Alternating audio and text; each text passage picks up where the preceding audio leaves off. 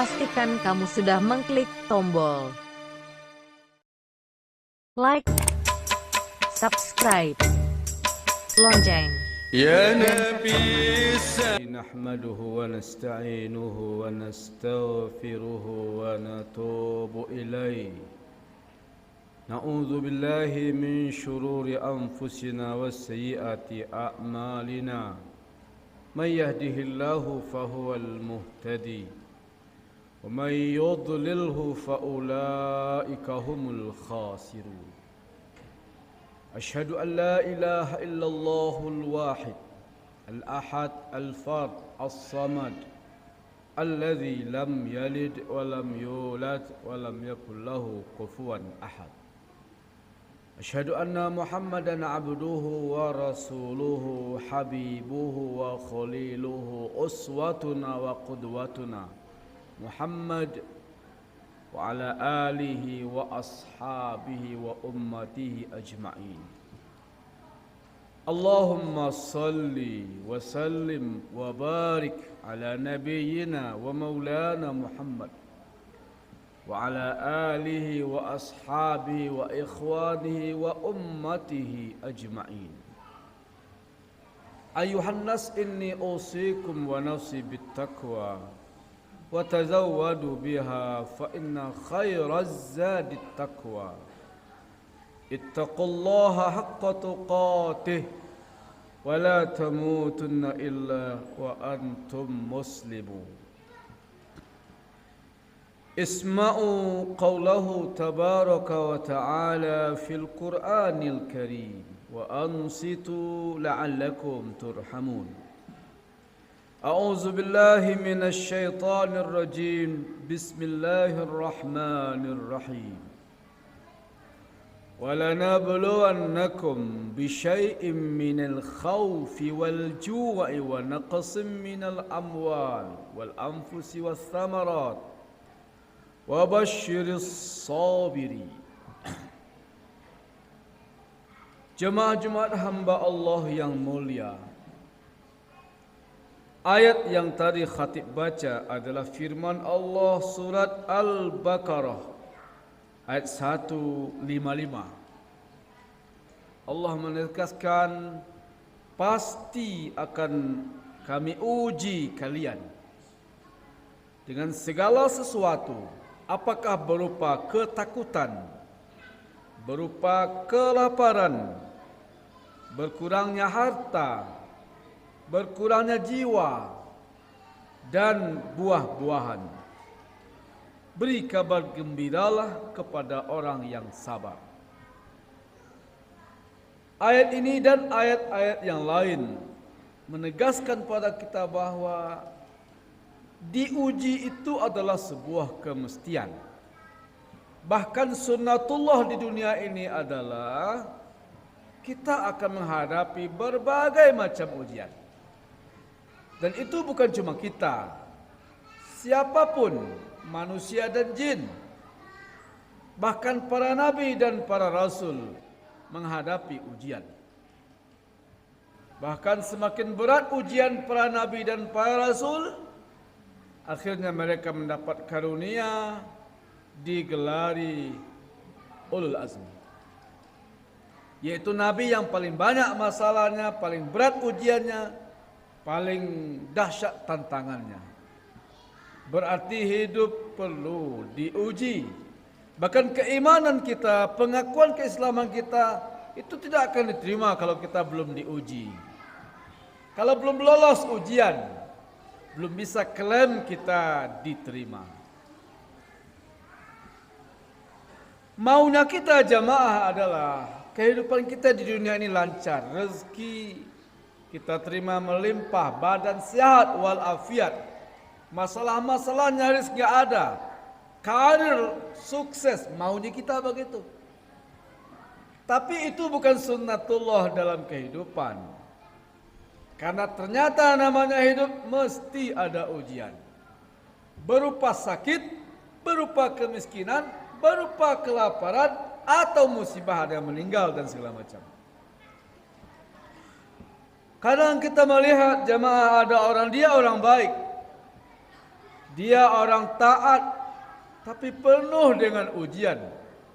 Ada orang soleh, rajin ke masjid, tapi penyakitnya berat. Tidak satu bahkan komplikasi. Ada orang pekerja keras, selain dari dia juga orang soleh dan taat.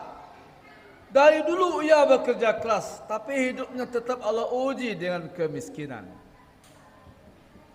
Ada orang yang Allah uji dengan berbagai persoalan tidak selesai-selesai. Apakah persoalan dengan anak, persoalan dengan istri, persoalan dengan saudara, dengan tetangga. Intinya hidup mesti diuji.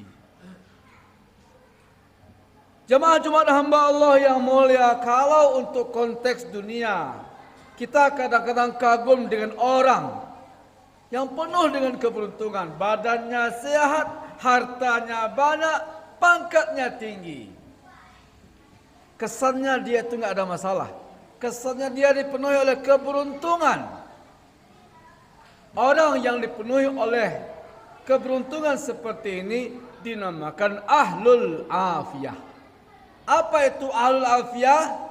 Hartanya cukup, kesehatannya juga prima, teman-temannya banyak, karirnya sukses. Pendek kata, kita salut dengan karirnya, dengan prestasinya, dengan hidupnya. Sebagian manusia mengatakan ini orang yang paling beruntung, ini orang yang sukses. Orang ini dinamakan ahlul afiyah. Di sisi lain ada orang kasihan kita melihatnya. Sudahlah miskin, kadang penyakitan, hidupnya penuh dengan cacian, sering dibuli, dihina, difitnah. Seolah-olah dia tidak berharga. Kasihan kita melihat penderitaannya, melihat nestapa hidupnya. Jamaah Jumat hamba Allah yang mulia, tapi jika ahlul afiyah beriman dan bertakwa, jika ahlul bala juga beriman dan bertakwa, kedua-duanya tidak ada masalah. Orang kaya yang beriman, kekayaannya dia syukuri, syukur itu pahalanya besar. Orang miskin yang beriman, dia diuji dengan hidup yang menderita kekurangan harta, tapi dia bersabar, sabar itu pahalanya juga besar.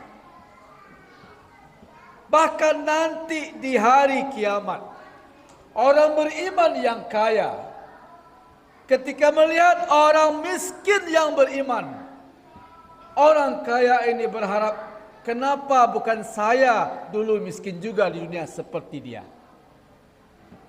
Orang yang sehat, bugar fisiknya, dia beriman dan bertakwa. Nanti ketika melihat ada orang juga beriman dan bertakwa, tapi penyakitan, sakitnya parah, komplikasi. Nanti di akhirat, orang yang sehat, beriman dan bertakwa ini berharap, kenapa dulu di dunia saya juga tidak sakit, saya juga sakit seperti dia. Ini dinyatakan dalam sebuah hadis riwayat Jabir bin Abdullah dari rawi Imam At-Tirmizi, dan hadisnya hasan. Rasulullah pernah bersabda, yawaddu ahlul afiyati yaumal qiyamah hina yu'ta ahlul bala'i as-sawaba. Ahlul afiyah berharap, berangan-angan ketika melihat ahlul bala menerima pahala. Siapa itu ahlul afiyah? Orang yang di dunia senang, orang yang di dunia sehat, orang yang di dunia kaya, orang yang di dunia beruntung. Itu namanya ahlul afiyah. Siapa itu ahlul bala? Orang yang di dunia miskin, di dunia penyakitan, banyak masalahnya, banyak cobaan yang dihadapinya. Itu namanya ahlul bala. Jika ahlul afiyah beriman dan bertakwa, Ahlul bala juga beriman dan bertakwa. Di dunia kita katakan ahlul afiyah adalah orang yang paling beruntung. Tapi di akhirat ternyata beda. Cara pandang di akhirat beda dengan cara pandang di dunia. Jadi ahlul afiyah, orang yang beruntung di dunia ini, di hari kiamat nanti, ketika melihat ahlul bala menerima pahala. Apa katanya? Kenapa bukan saya yang menderita dulu? Seandainya saya juga sakit seperti dia. Seandainya saya juga miskin seperti dia. Kenapa orang yang beruntung dan ahlul afiyah berangan-angan menjadi ahlul bala ketika mereka melihat besarnya pahala sabar? Jamaah Jumat, ada pahala solat, ada pahala zakat, ada pahala puasa, ada pahala sedekah, ada pahala zikir, pahala baca Quran, dan ada pahala sabar. Ternyata pahala sabar ini bisa mengalahkan pahala amal soleh yang banyak. Ada orang karena dia miskin, tidak bisa haji, tidak bisa umroh, tidak bisa zakat, wakaf, infak, sedekah, tidak bisa bantu orang miskin. Kenapa? Karena dia juga miskin. Dia tidak bisa mengerjakan amal-amal bila terkait dengan harta. Kenapa? Dia nggak punya harta. Terus rugikah dia? Kalau dia sabar dengan kemiskinan. Dia sudah berusaha semaksimal mungkin, sudah berdoa seikhlas mungkin, tetap Allah uji dia dengan kemiskinan, dan dia sabar. Pahala sabarnya menerima kemiskinan bisa mengalahkan pahala hajinya orang kaya, pahala umrohnya orang berharta, pahala infak, wakaf, sedekah orang-orang yang punya kekayaan. Kenapa? Dia sabar atas kemiskinannya. Ada orang sehat, karena sehat dia bisa mengerjakan banyak amal saleh. Sering pergi ke masjid, bisa puasa Senin Kamis, dia bisa juga salat tahajud, dia bisa kemana-mana. Karena badannya sehat, alhamdulillah dia dapat pahala. Tapi ada orang, dia bukan tidak ingin puasa, tapi dia sakit. Sakitnya parah, komplikasi, memang enggak boleh puasa. Dia bukan tak ingin salat tahajud, tapi dia sakit, tergolek di tempat tidur. Tapi jika dia sabar atas penyakit itu, pahala sabar atas sakit bisa mengalahkan pahala amal soleh orang yang sehat. Ada orang dengan kekuasaannya, dia punya kewenangan, dan dengan kewenangan itu dia bantu agama. Dengan kekuasaan itu dia mudahkan syariat Islam. Dia tolong orang yang lemah, dia berlaku adil. Maka penguasa seperti itu dapat pahala karena amal solehnya melalui kekuasaan. Tapi ada orang enggak punya apa-apa, tidak punya kekuasaan. Dia rakyat badai, dia orang lemah. Bahkan dia sasaran caci, sasaran bully, sasaran maki. Dia nggak bisa berbuat seperti penguasa, seperti orang-orang yang punya kewenangan. Karena dia orang yang justru lemah. Tapi jika dia sabar dengan kondisi seperti itu, pahala sabarnya bisa mengalahkan pahala amal soleh penguasa. Apa pesannya jemaah Jumat hamba Allah yang mulia? Apakah itu artinya kita nggak usah kaya, nggak usah mengejar jabatan, nggak usah mengejar prestasi? Bukan itu pesannya. Pesannya adalah jika kita kaya, cari surga dengan kekayaan. Tapi jika kita miskin, cari surga dengan kesabaran. Jika kita sehat, tubuh kita prima, cari redha Allah dengan kesehatan. Tapi jika ternyata Allah uji kita dengan penyakit, cari ridha Allah dengan kesabaran. Jika kita punya kekuasaan, cari ridha Allah dengan kekuasaan. Tapi jika kita rakyat jelata, cari pahala Allah dengan kesabaran. Jika kita Allah percaya menjadi ahlul afiyah, cari pahala dengan kelebihan-kelebihan itu. Tapi jika Allah uji kita menjadi ahlul bala, cari pahala dengan sabarnya menerima ujian. Dan Allah menyatakan, innama yuwaffas sabiruna ajrahum bighairi hisab. Allah akan beri pahala orang yang sabar dengan pahala yang tak terhingga. Fa'tabiru ya ulil absar la'allakum turhamun.